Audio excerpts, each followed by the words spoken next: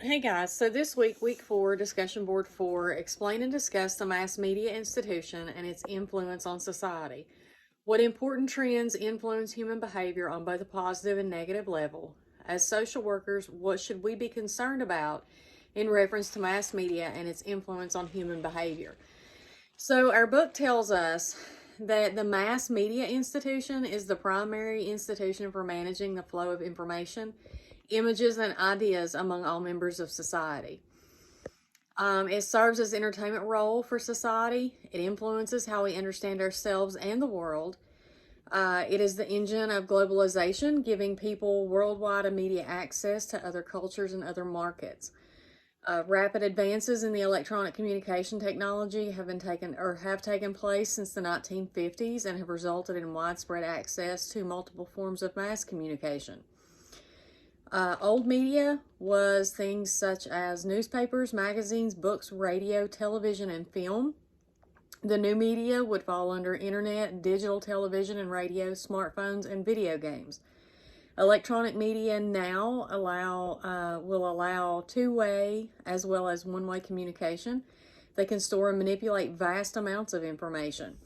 So when it comes to what important trends influence human behavior on both a positive and negative level, we need to look at the fact of whatever is hitting the media at that time.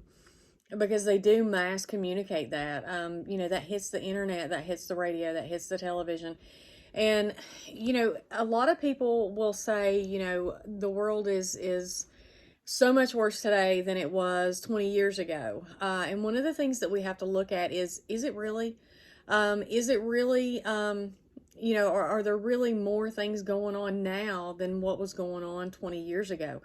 Uh, you know, 20, 30, 40 years ago, there wasn't the internet. They didn't have the ability to, manipulate the vast amounts of information that they have today.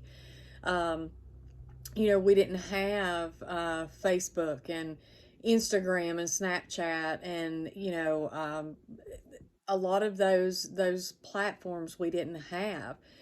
As social workers, what should we be concerned about in reference to mass media and its influence on human behavior?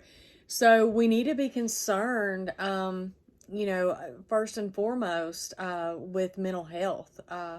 The amount of information that people are taking in, the news, the negativity, the things that are on the news that are so depressing. We need to understand and realize the fact that that vast amount of information is out there now. You know, Nowadays we're getting information from California, whereas 30 years ago we may not know what's going on in California because we didn't have access to that. We had access to current and local news. We didn't really know what was going on in California. We didn't know what was going on in Hawaii or Florida. So you know Californians, Floridians, Hawaiians, they knew what was going on in those areas, but we certainly didn't, and not to the extent that we do today. So we need to keep in mind, that mental health is a huge concern, when it comes to the mass media institution, and people being able to get all of this information and exactly where it's coming from.